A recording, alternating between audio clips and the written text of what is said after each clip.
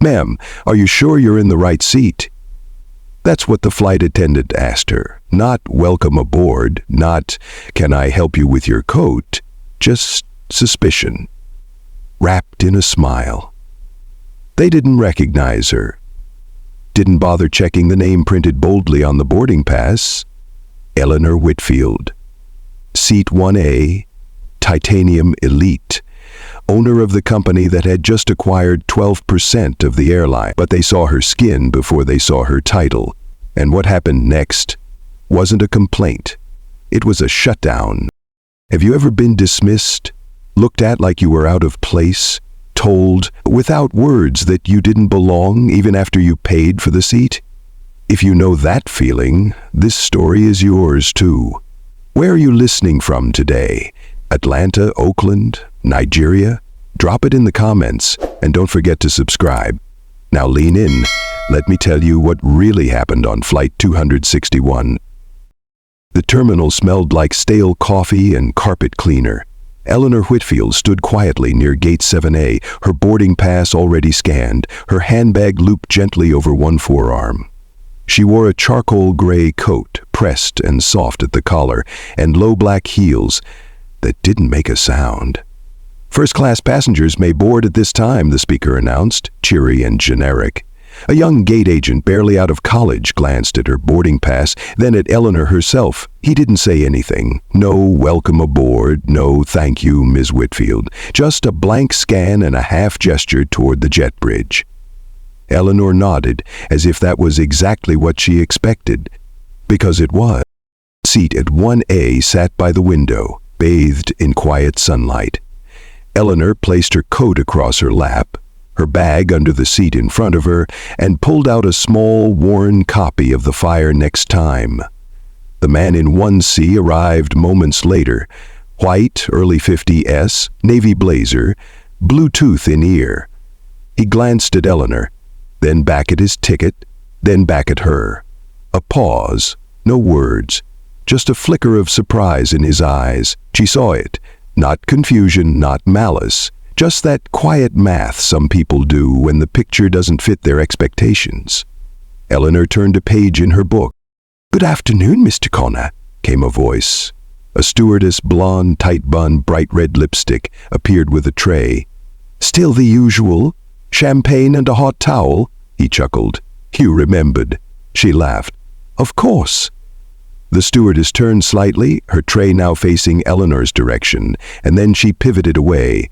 No eye contact, no pause, no question, just moved on. Another flight attendant, younger this time, caramel-toned, nervous eyes, came down the aisle adjusting overhead compartments. Eleanor looked up, just slightly, not to speak, just looking. The young woman looked past her, adjusted the oxygen mask hatch above row 2, smoothed down her navy blazer, then turned down the aisle without saying a word. Eleanor shifted in her seat. Not a flinch, not even a sigh, just a deliberate slow motion as she folded the corner of her page and placed the book back in her lap. She waited. Another minute, 2. The cabin began to fill. More passengers in first class, chatter about meetings, layovers, hotel points. Still, no one had asked her name. No one offered her a drink. She pressed the small silver call button. A quiet chime. The younger attendant returned. This time she paused. "Yes, ma'am. Just water, please," Eleanor said. Her voice was steady, clear. The attendant nodded, disappeared, and came back with a silver tray. A cup of water. No lemon. No napkin. Eleanor accepted it, her fingers brushing the edge of the tray. It was cold. Colder than it should have been. Colder than any towel. Karen Murdoch didn't walk, she glided. The kind of poised, polished movement that told you she'd been doing this a long time. First class only, international preferred. Her navy uniform was crisp, her shoes never made a sound. She moved row by row, offering nods, warm smiles, gentle touches on shoulders. Until she reached row 1, seat 1A. She stopped, for just a second too long. Eleanor looked up from her book, calmly. Her reading glasses slid slightly down the bridge of her nose. Karen didn't speak right away. She just looked. At Eleanor's seat, at Eleanor's bag, at Eleanor herself. Then finally, "Ma'am, just to confirm, may I see your boarding pass?" Her voice was soft, but not kind, like someone asking to see proof of purchase for an item that looked misplaced. Eleanor blinked once, closed the book, slipped her hand into her coat pocket and pulled out the boarding pass. Perfectly folded, perfectly valid. Karen took it between two fingers, checked the seat number, then pulled out her tablet. Tapped. Tapped again. The screen lit up. Eleanor said nothing. But she saw the man in 1C glance over, curious, like a spectator unsure if something unfair was happening or if it was just protocol. Karen tapped one more time. "All good," she said finally, forcing a small smile. She handed the boarding pass back like it was something slightly damp. "Thank you for your patience. No apology, no reason, just a gentle, practiced dismissal." She turned and walked away, eyes already scanning the next row, the next guest, the next person who looked like they belonged. Eleanor took the boarding pass, slid it back into her pocket. She didn't look at Karen's back. She didn't look at the man in 1C. She looked out the window, at nothing in particular. The clouds hadn't moved, but something else had. Something subtle, internal. Not anger, not even offense. Just the quiet ticking of a clock. The hum of the cabin grew steady. Passengers buckled in, flight bags tucked away. Someone laughed 2 rows back. Someone else struggled with a neck pillow. The overhead bins clicked shut one by one. Eleanor didn't move. Her hands rested gently on her lap, fingers relaxed, like she was waiting for tea that wasn't coming. The man in 1C gave a polite cough, adjusted his watch. She didn't glance over, didn't shift, just slowly, as if following the rhythm of something only she could hear, opened her coat, slid out her phone. No rush, no password needed. Face recognition greeted her silently and the screen unlocked. She didn't open mail, not the news, not the Airline app. Instead, she tapped a small icon in the corner, nondescript, black and silver.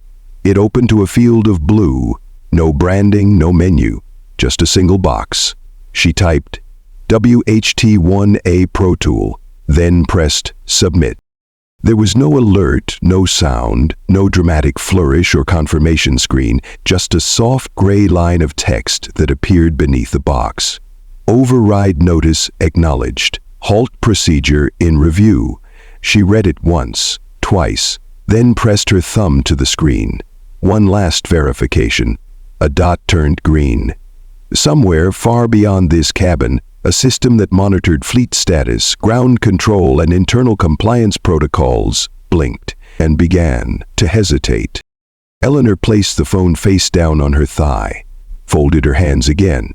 The stewardess passed by once more, still not meeting her eyes. The plane hadn't moved, but the balance of power already had. In a fluorescent-lit room 2 floors beneath the Atlanta Operations Tower, a low chime sounded. It wasn't loud, but it was wrong. A status panel blinked red in the corner of a scheduling terminal. Protagonal Unchain 1A. Source: verified action pending review. Malik, the night system supervisor, leaned forward in his rolling chair. "What the hell is that?" He clicked twice, then once more, bringing up the source metadata. His eyes narrowed. No one on their team had ever seen a 1A override triggered. Most of them thought it was an urban legend, buried deep in old investor bylaws. But the screen didn't lie. This wasn't a customer complaint. This wasn't a passenger pressing the call button too many times. This was internal and top level. By the time Malik called his lead, 2 other terminals had frozen boarding processes across 3 gates at LaGuardia, Dallas-Fort Worth, and LAX. Passenger manifests were locked. Gate agents stared at their tablets, confused. Messages buzzed in on crew dashboards mid-welcome. Do not proceed to taxi. System halt. Hold for under order confirmation. A hush began to ripple through the control room. Someone from legal pinged corporate, someone else escalated to the C-suite, and in the executive boardroom of Grady Air HQ, a middle-aged man in a Navy suit was already standing. Lane Grady, CEO, founder's son. He turned to his assistant. Who pulled this? The assistant, pale and sweating, handed him a printout. Sir? The name on the protocol. Lane read it, paused, then read it again. Eleanor Whitfield, partner, Thorne Kessler Equity Group, majority acquisition logged 6:14 AME, Eastern. There was silence, only the sound of 1,000 gates going still. And somewhere above all that noise, in the quiet front row of Flight 261, Eleanor Whitfield sat back in seat 1A.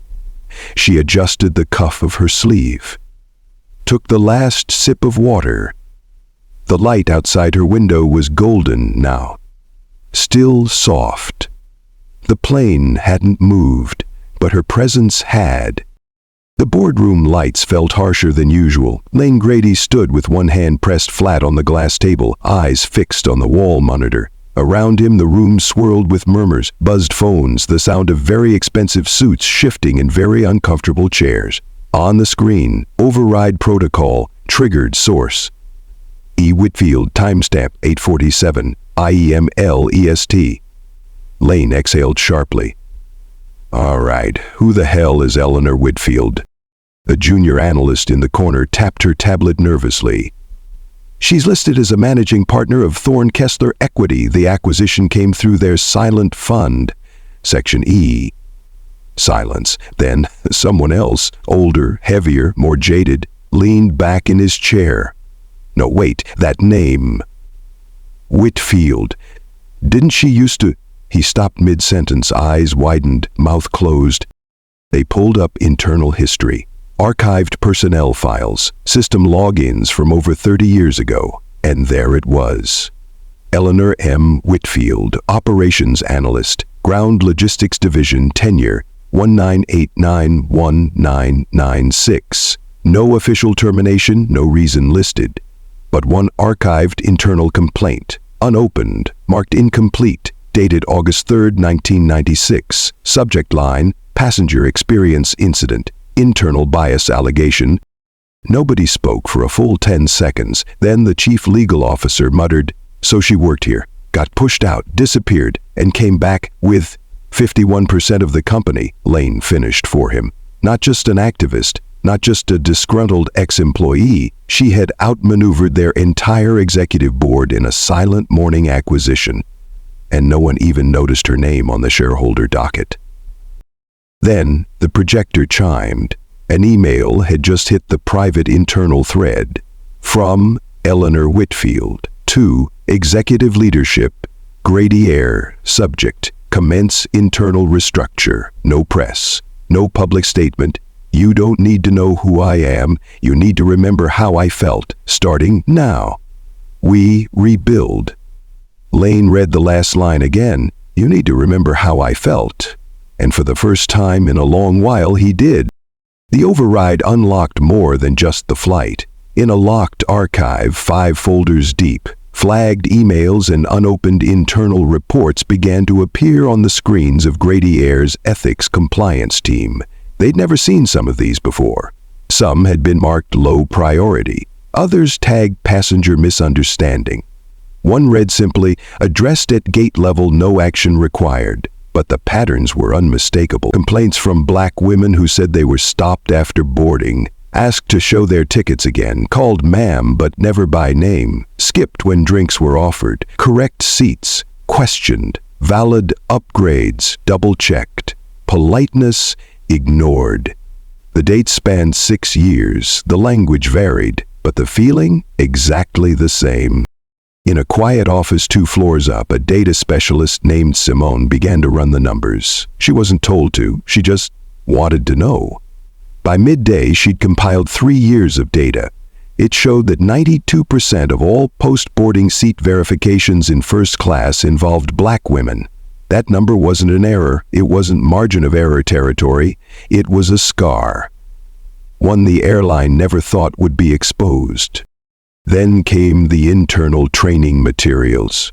One PDF file, last updated 7 months ago, titled Visual Consistency in Premium Cabins. Inside were images, stock photos all smiling, men in suits, women in beige cardigans, neat hair, light skin. A highlighted note read, "Aim to present first class as aspirational, elegant, seamless, unified. Avoid disruptions to guest expectations in row 1A2C." Another section.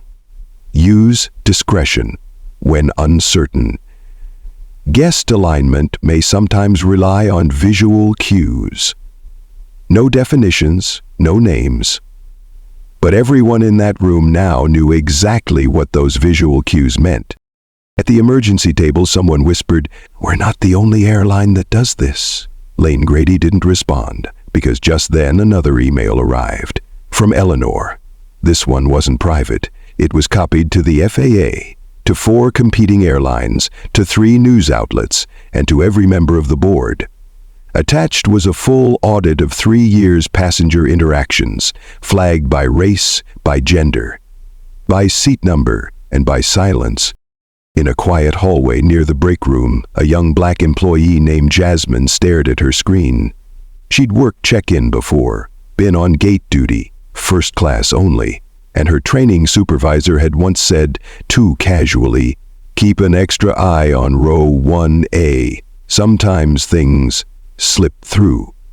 She remembered nodding, not questioning it. Now, her hands shook a little. She clicked reply. "I was told to watch 1A more closely every time. I'm ready to speak." The seatbelt light blinked on. The captain's voice came through, smooth and routine. "Ladies and gentlemen, we've begun our final descent into Chicago. Please make sure your seat backs and tray tables are in the upright position." Eleanor didn't move. She'd already put her book away, already taken her last sip of water, already folded her coat neatly on her lap, ready. But someone was coming down the aisle. Soft steps. A hesitation near row 2, then finally a stop. Karen. No longer gliding. Just walking. She said, voice quiet. No more command in it. She held out a small envelope, white, unmarked, slightly weighted. "This was, left for you." She didn't say who left it, didn't say when. Eleanor took it, nodded once, opened it slowly, carefully, like it might still sting. Inside was a plain white card, one line, "Boardroom, 2 p.m. Your terms, nothing else." No letterhead, no signature, but the meaning was clear. The wheels touched down 20 minutes later, smooth, silent. The usual clatter of passengers grabbing coats and laptops filled the cabin. Someone grunted while reaching for an overhead bag. Someone else fumbled with earbuds. But Eleanor stayed seated, until every click of the seat belts had sounded, until every passenger had moved past her. Then she stood, smoothly, deliberately, turned back toward the galley where Karen stood, and said, "I'm not angry. I'm just done letting things slide." Then turned and walked. There were no phones pointed at her, no press waiting at the gate, no TikToks being whispered behind her back, just silence. Respectful, heavy, and a man 2 rows back, the one from 1C, said to no one in particular. She didn't raise her voice, but she shook the whole damn sky. Outside, on the tarmac, a black car waited by a private gate. No logo, no pomp. Just a driver in a charcoal suit who stepped out, opened the door. "Welcome back, Ms. Whitfield." Eleanor nodded, slid in. The door shut, and as the car pulled away, the plane behind her remained grounded, not delayed. Suspended. Indefinitely. Floor 23 had never been this quiet. At exactly 1:40 p.m., the boardroom was full, not with noise, but with tension. Lane Grady sat nearest the screen, flanked by 3 senior VPs. The others, legal, compliance, PR, lined the table with folders they hadn't opened, pens they hadn't used. No one looked at the clock, but everyone heard it tick. Then, at 2:01 sharp, the door opened. Eleanor Whitfield stepped inside. She didn't need to be introduced. She didn't ask for a chair. She simply walked to the table's head, placed a slim folder on the polished wood, and said, "I'm not here for an apology. I'm here to see who still belongs at this table." No one moved. Not a chair. Not a word. She didn't sit. Just flipped the folder open. Inside, 1 page, typed, numbered. "I have 4 terms," she said, clear and low. "First, all operations will pause for 72 hours. No flights, no bookings, no boardings. You'll call it a systems audit. Internally, it's a culture reset." A few breaths held. "Second, every document, training file, and internal memo containing coded language around race, class, and guest profiling will be destroyed. Digitally, physically, publicly. A rustle of paper somewhere down the line. Third, your brand guide's visual identity will be rewritten. No more model passengers. No more expectation calibration. Our guests don't need to match your vision board." She paused. "And fourth, I'll host a town hall, not for press, for staff. No script, just stories. From the people who made your airline profitable, but never made it onto your ads." A chair creaked. It was Mark Darren, a board member since 2002. His voice was calm, amused, practiced. "You've clearly come prepared, Ms. Whitfield, but systems don't change in 3 days. Culture doesn't flip like a switch. It's a process." Eleanor blinked slowly, then tilted her head. "I didn't come to flip a switch. I came to replace the wiring." No one laughed. Mark sat back, quiet now. Eleanor reached into the folder again, pulled out one last document, held it between 2 fingers. "Final item. Today we vote. If you accept these terms, stay. If not, leave now and relinquish your role. Voluntarily, permanently, no severance." She placed the document flat on the table, pen beside it, then stepped back. The room didn't move. Until it did. One man stood, gathered his coat, didn't speak, just walked out. 2 more shifted, exchanged looks, unsure. The rest, still. Then, slowly, Lane Grady reached forward, signed. The pen clicked once, and the meeting began. The room wasn't fancy. No glass table, no swivel chairs, just folding seats in soft arcs, facing a blank whiteboard. Someone had written in thick black marker, "Tell the truth. That's the only job today." There was no podium, no projector, just Eleanor standing in the center, sleeves rolled once at the cuff. She didn't hold a clipboard, didn't wear a badge, only her presence and the quiet it brought with her. The first to stand was Jasmine. Her voice trembled before she said a word. She looked down at her shoes, then out across the room. "I didn't want to say anything," she began. A pause. "I thought maybe if I just kept my head down, I could stay." More silence. Every morning on gate duty we were told, check row 1A, especially the black women, especially if they're alone. A sharp breath from somewhere in the back. I knew it was wrong. But I was 23. Rent was late, and no one else blinked. Her voice cracked. "I didn't want to be that girl who complains. I just wanted to be good at my job." She sat down, shoulders shaking. No one clapped, but no one looked away. Then came another, and another. A tall man from maintenance stood. His hands were rough, stained. "I got flagged for a routine background check 4 times in 1 year, he said, his tone flat. "No priors, no issues. Just the beard, I guess, and the skin."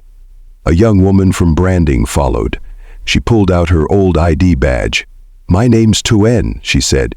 "But when I joined, HR asked if I had a nickname, something easier for customers." She held up the badge. It read, Tina.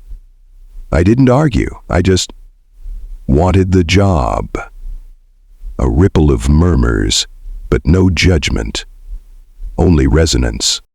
Eleanor stood still through it all. She didn't interrupt, didn't correct, didn't take notes. When someone paused mid-sentence, she let the silence hold. When someone cried, she didn't move toward them, just met their eyes, present, steady, and real. Halfway through, a baggage handler in the corner muttered, "This the first meeting I've ever been to." Where nobody's checking the clock. As the last voice settled into stillness, Eleanor finally stepped forward. She didn't clear her throat, didn't raise her voice, just said, "Next week, we launch a flight. A short one, just a test. Every crew member from gate to cockpit will be someone who once didn't fit the image. Anyone who was passed over, corrected, second-guessed." She paused, not for effect, but for space. "If you're ready to fly, I'm ready to fund it." Gate 12 was quieter than usual. No press, no cameras, no unnecessary announcements. Just a line of passengers, a calm hum of wheels on tile, and Jasmine, now in her navy blazer and crew badge, standing at the boarding gate. She scanned the manifest once more. Row 1A, Eleanor Whitfield. Jasmine didn't smile wide. She didn't call her name. She just stepped forward as Eleanor approached and said, softly, "Welcome back, ma'am." Eleanor nodded. Not formally, not distantly, just enough. The jet bridge was short. The air inside still smelled faintly of new leather and recycled ambition. At the door, a tall crew member waited. Dark skin, short hair, broad stance, neat eyeliner. They extended their hand. "Miss Whitfield," they said, "we're honored." No one asked for her boarding pass. No one checked her name. The uniform fit differently now. Not tighter or looser, just truer. Inside the cabin, seat 1A gleamed under soft gold lights. The same seat as before, the same angle, same tray, same pocket, same window. But this time, no one stared. No one squinted. No one leaned over to whisper. Instead, a flight attendant with soft curls and a warm accent approached. "May I take your coat, Mr. Whitfield? Your drink will be just a moment. Welcome home." Eleanor sat down. The leather felt softer, or maybe it was just her shoulders, finally not tensed. Minutes later, the intercom crackled to life, but it wasn't the usual voice. This one was lower, older, certain. "Good afternoon. This is your captain speaking. We're honored to have you aboard our inaugural revision flight. Today, we lift off not just to reach a destination, but to rewrite the journey." A smattering of applause followed. Someone behind her whispered, "This is history." But Eleanor didn't turn. She just looked out the window. The sky was clear, and for once, so was everything else. The plane leveled at cruising altitude. Eleanor closed her eyes, not from fatigue, but from relief.